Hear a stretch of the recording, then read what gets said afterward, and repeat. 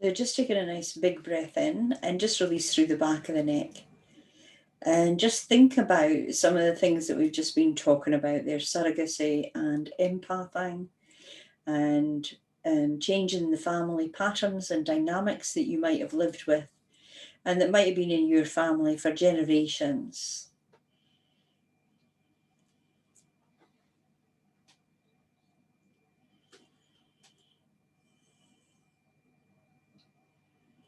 Just focus around your crown chakra.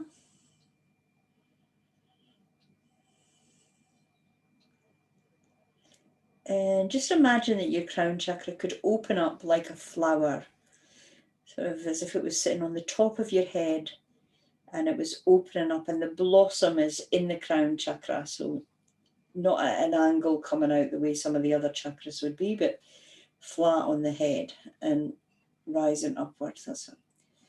And just let the petals keep opening and opening. It's like a never-ending blossom opening up.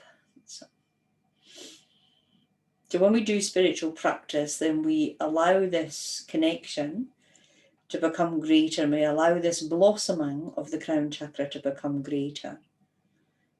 That's good. And then just be aware in the heart chakra, and just be aware of the blossoming in the heart chakra, and just also see the heart, the flower in the heart chakra facing upwards, as if it was looking up to the base of the crown chakra. And I'm sure you would have all heard the Sanskrit words Om Mani Padme Hum, which means the divine in the lotus flower. The lotus flower is the crown, and then the lotus flower has these long roots that go down into the dark, murky depths, and they pass through the heart and down into the lower chakras, where we often are doing a lot of our learning whilst we're on the physical plane. And just allows that blossoming in the heart and in the crown.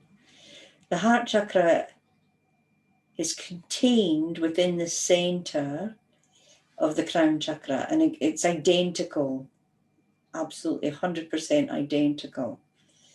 They're just being aware of the heart in the lotus flower.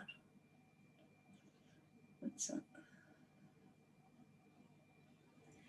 And just being aware of anything in the heart chakra that would hold you back in any way. So the things that hold us back are not being able to forgive people, holding grudges, being very harsh with ourselves, not allowing ourselves to be loving and kind to ourselves. They're all things that affect the heart chakra in a negative way. So as we learn to love ourselves, which truthfully, if you were to boil what life's all about, that's it. It's about learning to love yourself unconditionally, even when we've made thousands upon thousands of mistakes, and we've had thousands upon thousands of experiences and gathering evidence and proof that there's something wrong with us. The truth is that the purpose of living is to let all of that go and recognize ourselves as the divine beings that we truly are, and that we are innately lovable regardless of all the stuff that sits on top of it. So that's the purpose of life. Just let yourself just be open to that being the purpose of life.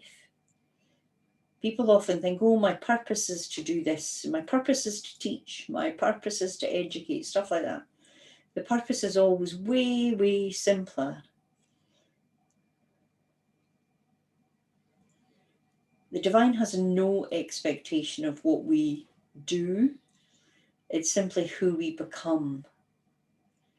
And what we need to become is more loving and kind. And at the moment, that starts with us, with ourselves. It's self-love and self-care, self-respect, value in the self, respect in the self.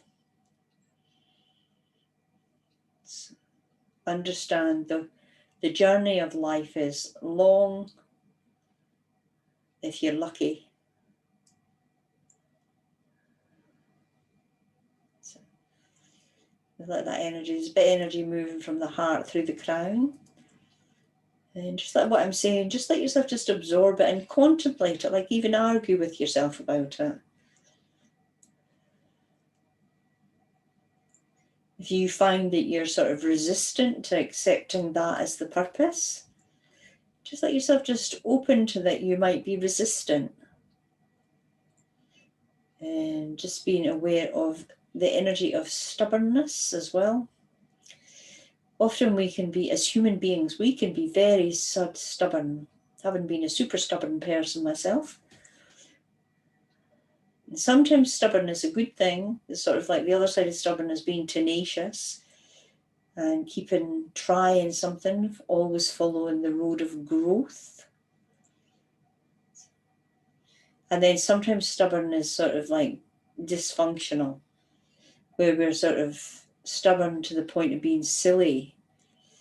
We're not recognizing that, there is an alternative and that we could try an alternative. So just being aware of stubborn. And just very gently breathe in through your crown, release through the back of the neck. If your neck's sore at all, just let yourself just gently move the neck. And just let your body dictate how much you move it. You might find you go slightly to the left or slightly to the right.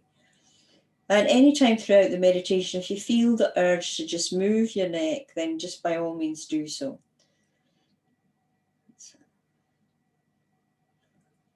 And just being aware of the cord of the energy that goes up towards the soul star. It then goes on, the energy goes on from the soul star upwards, but we'll just get it up to the soul star and then we'll let it just deal with it. So just being aware of the seed of consciousness in the heart, which is that learning to be unconditionally loving towards the self. When you learn to do that for yourself, you'll automatically become more loving towards others. That's it.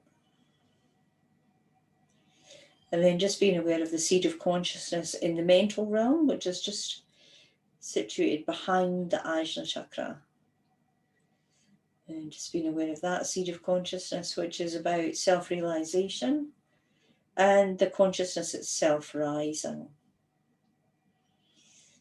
And you can just understand that even in terms of that your consciousness is likely more elevated than your grandparents.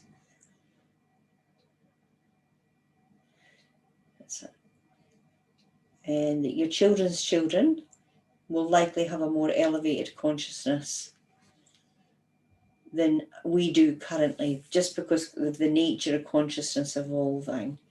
I'm just saying a little prayer for that because of the situation that we all find ourselves in now with the coronavirus.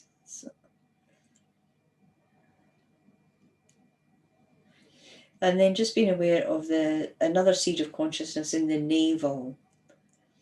And just being aware of this. This is also part of the self-love concept, having boundaries, knowing what's right for yourself in any given moment.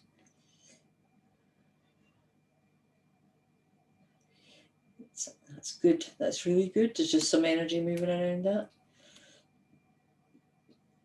So nowadays, that would probably be called situational intelligence. Just knowing what's right for you at any given time.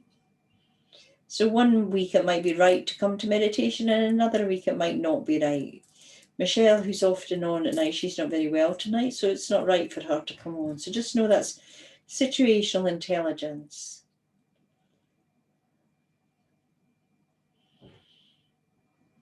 Yep. So a lot of pressure in the back of the neck. Just gently just move the neck a little bit and just breathe in through the crown and out of the back of the neck. So as we call on the Supreme Being, Divine Mother and Divine Father, we call on our souls and our divine selves. We call on beloved Sri Shakti Narayani Amma. We call on all of the great ones who love and assist humanity with unconditional love. We call on Sri Shakti Durga.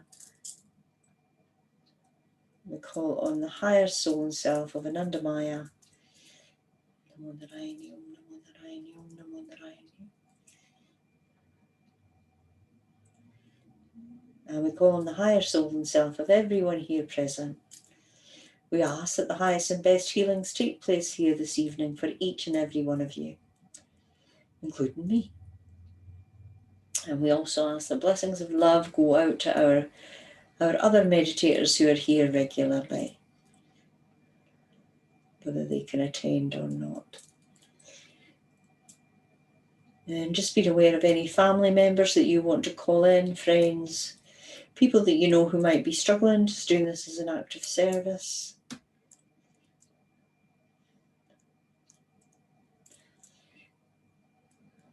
Definitely calling on any children that you have, or grandchildren, or nieces and nephews.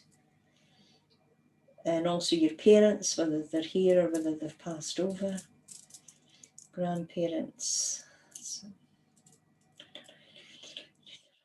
And just send love all through your family lineage, through go through the feminine side first, through your mother and then your mother's parents, all the way back through time space. To go all the way back as far as you can. And then just being aware of your father and your father's parents, and take it all the way back through that lineage as well.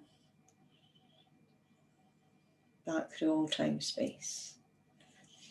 We call on the archangels of the Briatic sphere, Archangels Michael, Raphael, Gabriel, Uriel, Sandalphon and Metatron, Zadkiel, Haniel, Shamiel and Jophiel. Please be with us, guide us, protect us, and intervene on our behalf. Through the divine grace, so be it. And just breathing in and just relax and just release everywhere.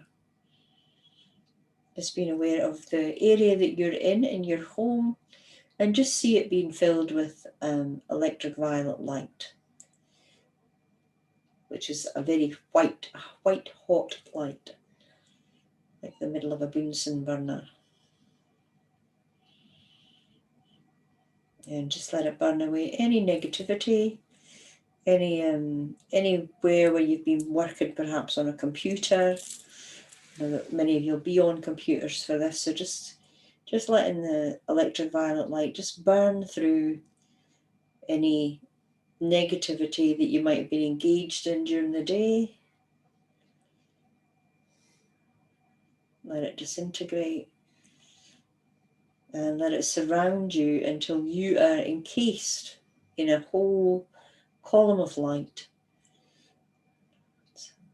Let the column of light stretch up within it and then stretch down within it. And just be aware of the Shiva consciousness, the never-ending consciousness.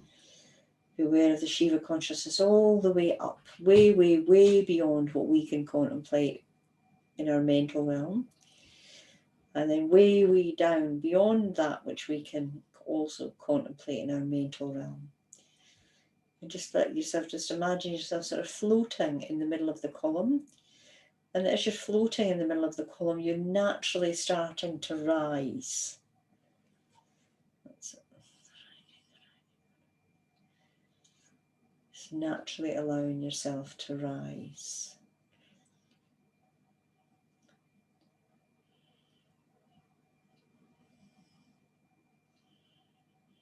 Just be aware of any pressure that you're under, either in work or relationships or any place in your life.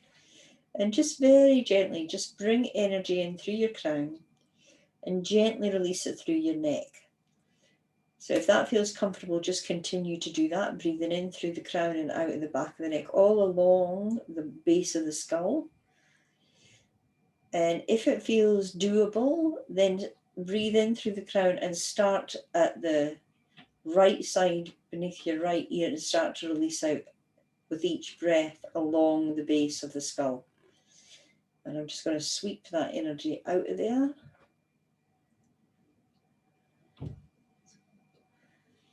Just keep releasing through the back of the neck there.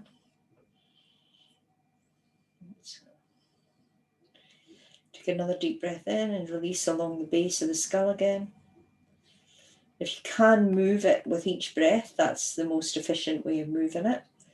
But if it feels just easier and more natural to just release it all at once, that's fine as well. Just breathe in through the crown, release through the right ear. And just let go of any negative words that you've either heard or have been spoken around you, all the way back through time-space. Things that you might have overheard, that you might have misinterpreted. And just breathing again through the crown, out of the right ear. We're sometimes very egocentric and we think everything is about us and our lives. And sometimes other people are just talking about other things altogether. Breathe in through the crown, out through the base of the skull again. That's it. Again, breathing in through the crown, out through the base of the skull. And then breathe in through the crown, out through the ajna. And just being aware of your ajna chakra, your master chakra. The chakra that knows everything there is to know about you. Things that you might never have told other people. Things that you might have forgotten. Things you don't want other people to know. And just know that that's perfectly fine, but your ajna chakra still does know. So just let yourself just kind of come more into the ajna chakra and just allow your ajna chakra, just give it permission to sort of search in your inner worlds for whatever might be troubling you at the deepest of levels. So I know that last week we worked a fair bit around the coronavirus, and that we might still have some residual of working around that. We might have fear around that. We might be disturbed by that. Or it might be something entirely different, something that's just going on in your personal life. Whatever it is good. It might be around vaccinations, which I've already told you I have an adversity towards vaccinations, but it's through gathering evidence. Just allow it yourself to just let the ajna chakra search for whatever is most deeply troubling you. Whatever it might be. Things like I'm not making enough of my life, I'm not doing enough. Stuff like that is always kind of often buried deep within us.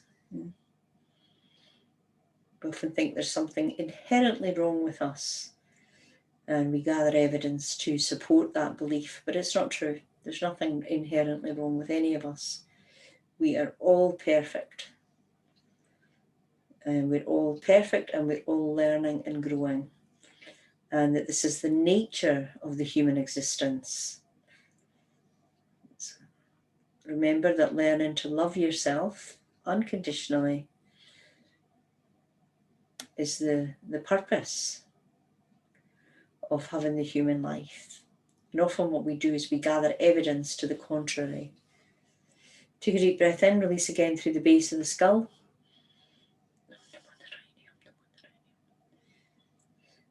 I'm going to get you to continue just breathing in through the crown and releasing through the back of the neck. And if you can do it with each breath, that is, as I said, is the most efficient way. So you might get, 5 to 7 breaths between your right ear and the middle of your neck. Or you might just do it as one sort of whoosh energy. Either is good. I'm going to play a chant whilst we're doing it.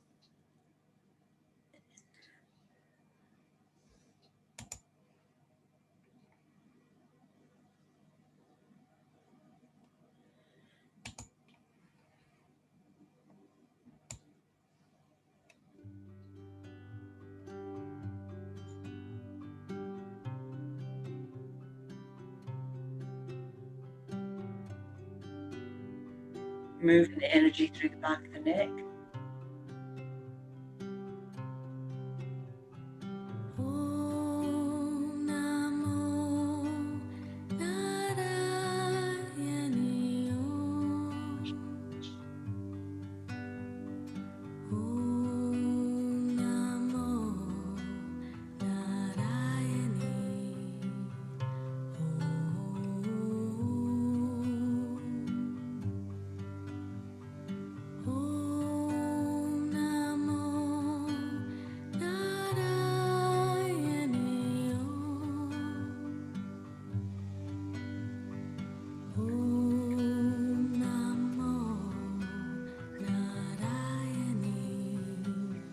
Doing really well. Keep breathing out through back of the skull.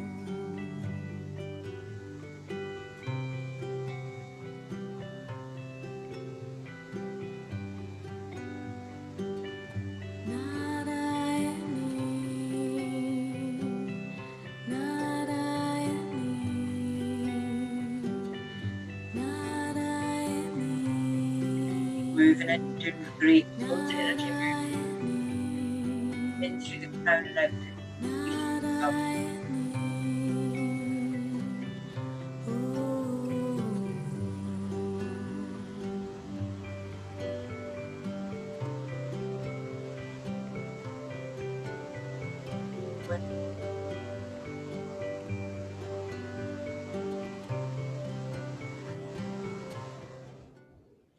I want you just to imagine that there are blobs or circles or spheres of gold starting at your right ear, and I want you to just see little golden globules of energy, and make sure there's at least 7 between your ear and the middle of the back of your neck, and then the back of your neck and your left ear. And some of you would have as many as like 14, even 20, 21 globules of golden energy all along there. And just let that golden energy just sit there, just let it sort of rest. It's a bit like we're going to leave it, if you have a stubborn stain on your kitchen bench top, then we're just going to leave those globules of golden energy at the back of the neck. And as they do that, they'll start to just penetrate into that area at the back of the neck. That area is so important because it's our primitive responses. It's our fight or flight, our freeze and fawn. So just let yourself just keep that happening at the back of your neck.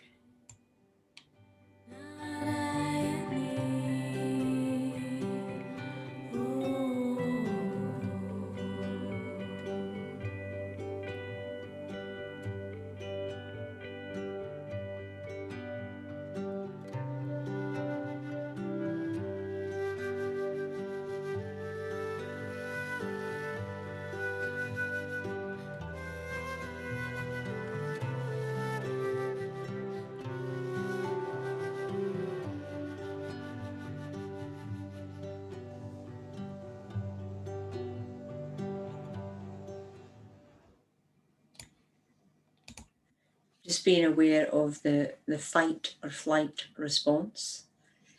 So just being aware, we're just going to go through them individually. So when things happen to us, we can have one of these 4 reactions. So the first one is fight. So when we get a shock or somebody bullies us or somebody pushes us, one of our first response reactions is to fight. And the next response, they're not in any order, by the way, the 4 responses are all equal. The next response is flight, which means to run away.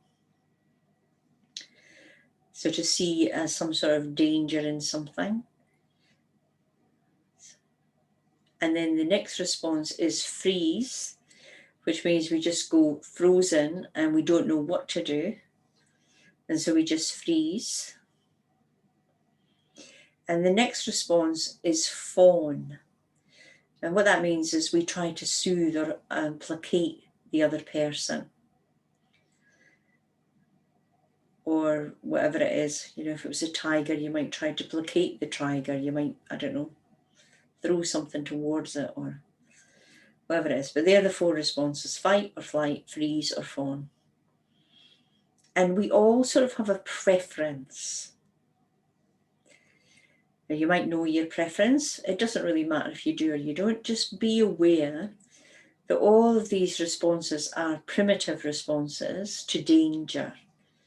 And we are meant to have these responses to danger. They're natural to have responses to danger.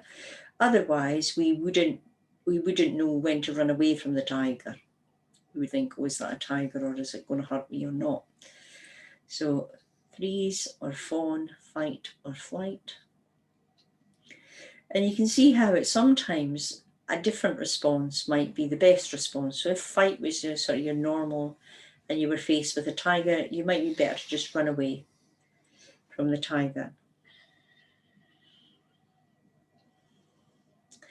one of the things that can happen, especially with freeze and fawn, is that when we are young, when we're children, sometimes the adults around us are not always appropriate.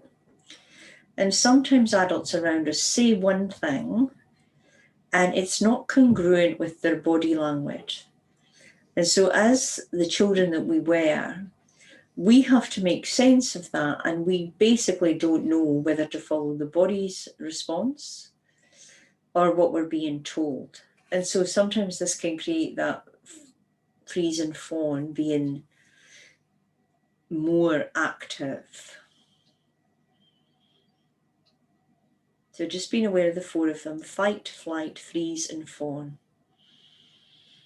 And just being aware of the energy of fawn, which is where we try to placate somebody else.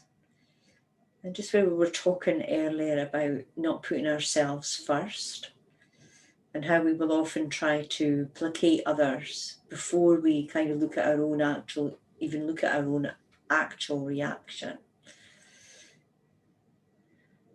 Sometimes this can have an effect on speaking up and speaking back to people. It can have an effect on not being able to raise our voice or not being able to have an opinion, always having to be agreeable. Just being aware still of the back of the neck. All of these responses occur in that primitive brain at the back of the neck. So we develop our frontal lobes when we're around about 24 years old. So before that, the primitive brain is much more active, the fight or flight response. So of course, we're all past the age of 24, so we can now logically look at some of the things that might have happened, and we can look at them differently because we have different tools now. We have a much more logical and rational brain with which to work things out. And we might start to realise that pleasing others is not always the best response, and that doing things that are not really agreeable for us is not a good response at all. Coming right into the back of the neck. Just being aware of any pressure build up in the back of the neck. I want you just to start to flood energy down your spinal column and out through the base of the spine. And just be aware for anybody who has ever had an epidural for any reason. And just flood the energy down again and again and again. And just being aware of any other kind of perforations in the spinal column. Keep the attention in the base of the skull, and then flood the energy down and out of the base of the spine.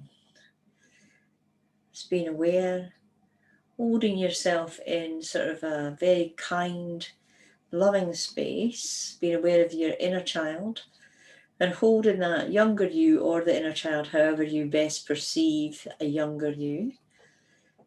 And just being aware of whatever they've gone through and that they've done okay. And that whatever responses they've created has been necessary at that time, otherwise it wouldn't have happened. They haven't done anything wrong. There's nothing for them to be punished for on any level. That's it. Just maybe place your right hand on your heart chakra as you just communicate and connect with your inner child. Just allowing them to know that these responses are natural. They're natural defense mechanisms in the human being. And it's all a natural part of being a human being. And just being aware of your spirit self or your soul, your essence, whatever you call it. And just being aware that your soul essence or spirit self came here to learn and to grow. And they came here to grow in a way that brings you towards more unconditional love of yourself, and in doing that, of others around you, of forgiving others who might have hurt you, others who have perhaps teased you or bullied you or just been generally not nice. They might have ridiculed you. That's always a trigger for me. They might have ridiculed others and you responded. They might have bullied others and you responded. Sometimes that's almost worse, because if somebody else is being bullied, we can often not know what to do, because do we stick up for them, or do we, well, so often we'll freeze or we'll fawn, try to appease whatever's happening. It's being aware on all levels of consciousness, being aware of all parental controls. Sometimes our parents inadvertently trigger these responses. It's not that they mean to, it's just that they don't know any differently. So, and then just being aware of the great beings that we call on every week, every day, if we do spiritual practice. And we call them in to assist us, knowing that their vision of us is greater than our vision of ourselves. So if you were to look back on a younger part of you, you would be able to see differences that the younger you might not have been able to see at the time, just through the nature of being older and wiser. And you would be able to bring a different level of thinking to any given situation that occurred. Take a nice deep breath in, just release through the crown, through the temples, the ears, and the back of the neck. Just releasing any congestion, any pain, any perforations that have occurred. Perforations occur when things have gotten too difficult, and we get like little blowouts of energy where we end up with having little holes in our energy field, which can be quite detrimental. Let's bring in some white energy and flood it down through your neck, all the way down through your back, and let it flood out through all of the limbs, basically. Bring it down to the neck and release through the shoulders and the arms, and then down to the heart, release all around there, down back, the back of the body, release around the Meng Men, which is the back of the navel, all the way down to the spinal column, and just release through the spine. Then just for a moment, briefly, just be aware of the relationship between the spinal column at the base and the spinal column at the top. And just being aware of all of the peripheral nerve endings and all of the deeper nerves that run through the spinal column. And this is the way that our body transmits the messages from one point of the body to another. Sometimes when we get a shock, and even if you can't remember the shock, the body will respond in the base chakra and it will shoot energy up to this primitive brain because we're in danger. So sometimes a shock can cause quite a big reaction in the energetic space in the column. So let your mind sort of just be relaxed, and you might find that you can recall times in your life when you have had a bit of a shock. Sometimes it can be a physical shock. I once fell off a table and really banged the base of my spine, and that was a shock that went up to my neck. Falling off a horse is another one where I've often seen that in healings, where people have banged the bottom of their spine and it shoots up into the neck and it causes a compression up in the neck area. And it can seem like it's completely unrelated. It could be, tens of years ago, 20 years, 30 years. Anytime you've landed on your coccyx is a time when the shock would shoot up through your spinal column.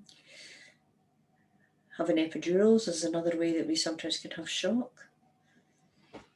Breathe in through the crown, down to the back of the neck, and then send the energy down your spine.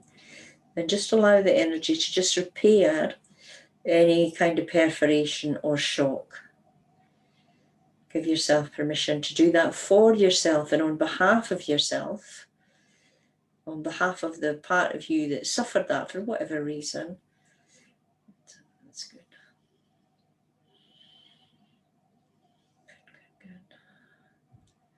I'm going to get you just to softly repeat after me. So just like in a bit of a whisper, really.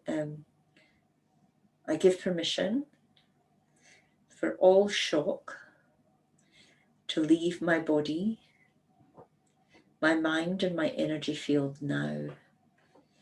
Through the divine grace of Sri Shakti Amanarayani, so be it. And breathe in through the crown, be aware at the back of the neck, send the energy downwards and out of the spine. And bring your attention to the back of the neck again.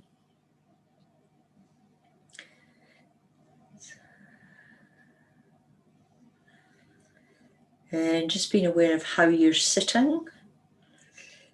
I want you just to ensure that your body is in a comfortable position. Make little adjustments. And then breathe in again through the crown and down and out through the base.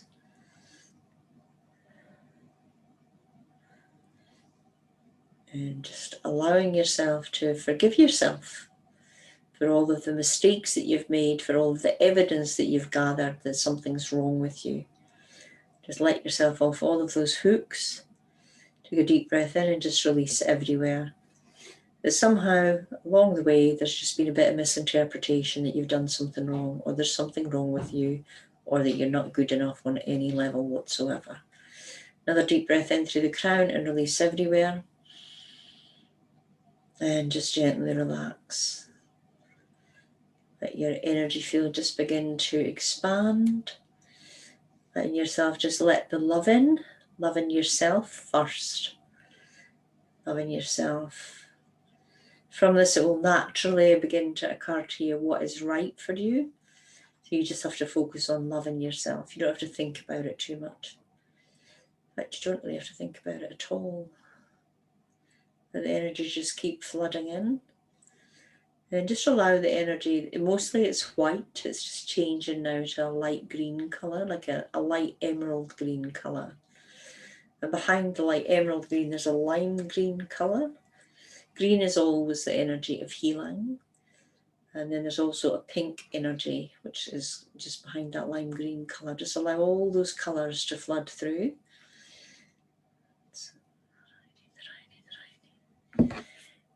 And just breathing in, release through the back of the neck. And we'll just have a little bit of this mantra.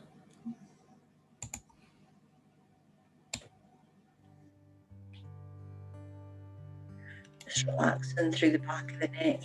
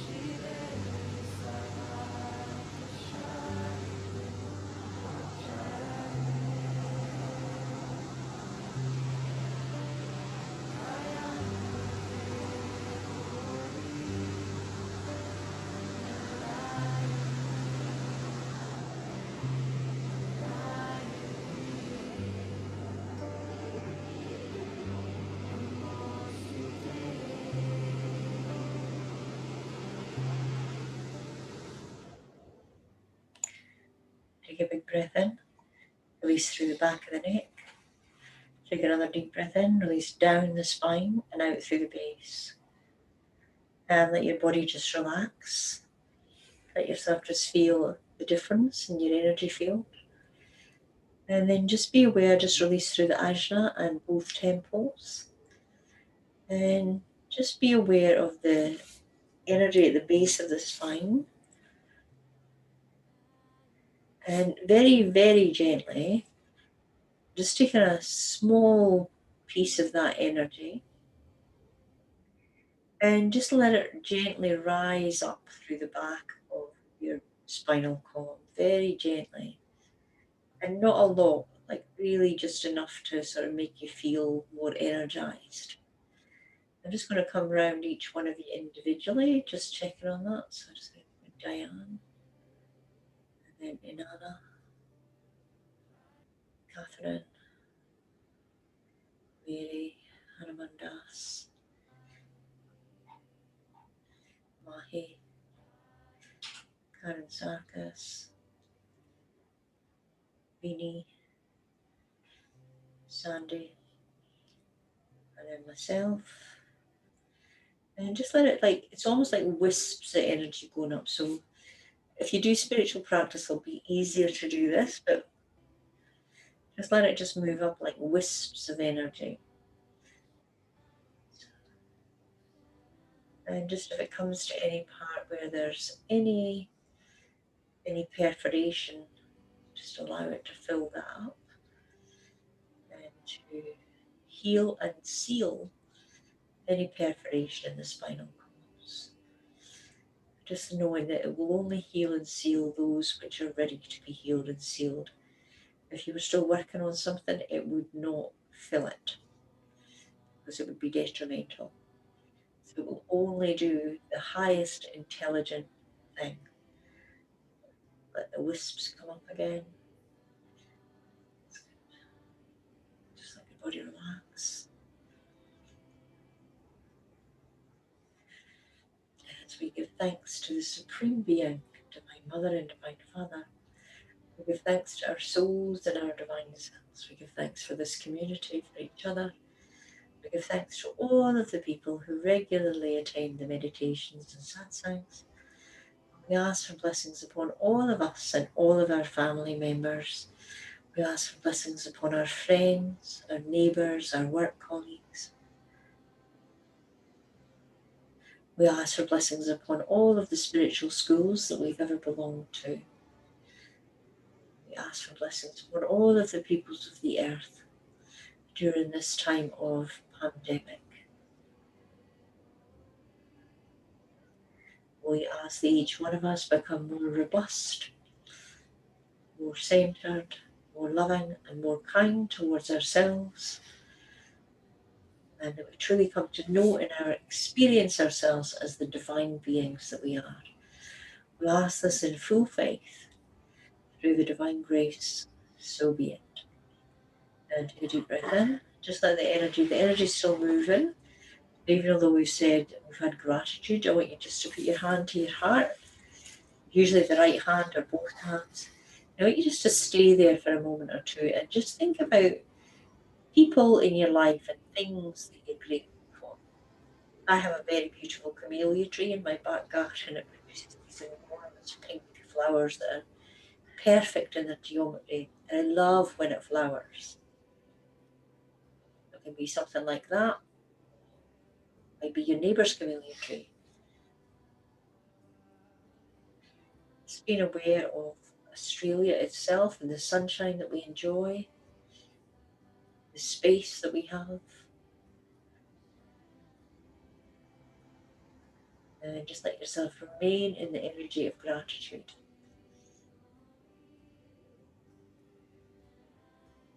So feel the people in your life that are loving and support you, even if you sometimes have little tiffs with them. Energy just move through.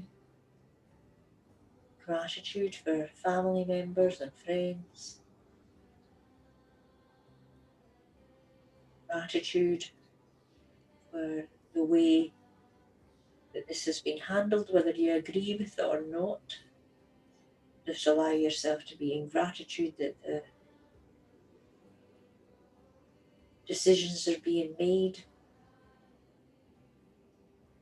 Be aware of the greater good of everybody in Australia.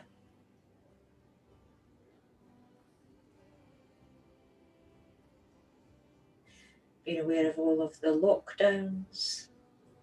And then just be aware of the sunshine immediately beyond the lockdowns. Be aware of beaches that you might visit regularly, the ocean, birds in the trees. Bring it all back to nature that you have access to. You might go running in the national park, or you might go for long walks along the beach, whatever it is that you do. Let yourself just be grateful that you have this. And we again give thanks to the Supreme Being, Divine Mother, Divine Father, our souls and our divine selves. We ask for extra special blessings upon all of the people in lockdown, all of the people in Australia. Give thanks for our politicians, and we ask that they all be blessed with the very highest intentions and ideas. We ask this in full faith, through the divine grace. So be it. And if you want to, just raise your hands above your head, keep them in prayer position, and just send gratitude upwards to the divine above you. And bring the energy down. Don't quite touch your crown chakra, but bring it down near your crown chakra. And just again send the energy of loving gratitude up the way. And then touch the base of your palms into your crown chakra, so you're actually touching your head. And again, send gratitude upwards and thanks. Slide your hands down and into the Ajna chakra. And think the thought with deep respect for all of the assistants this evening. Slide your hands down and into your throat chakra and hold them in your throat chakra. And think the words with deep humility. And then finally slide them back down into your heart. And with deep love, we give thanks for all that we be, in full faith. So be it. And coming back when you're ready.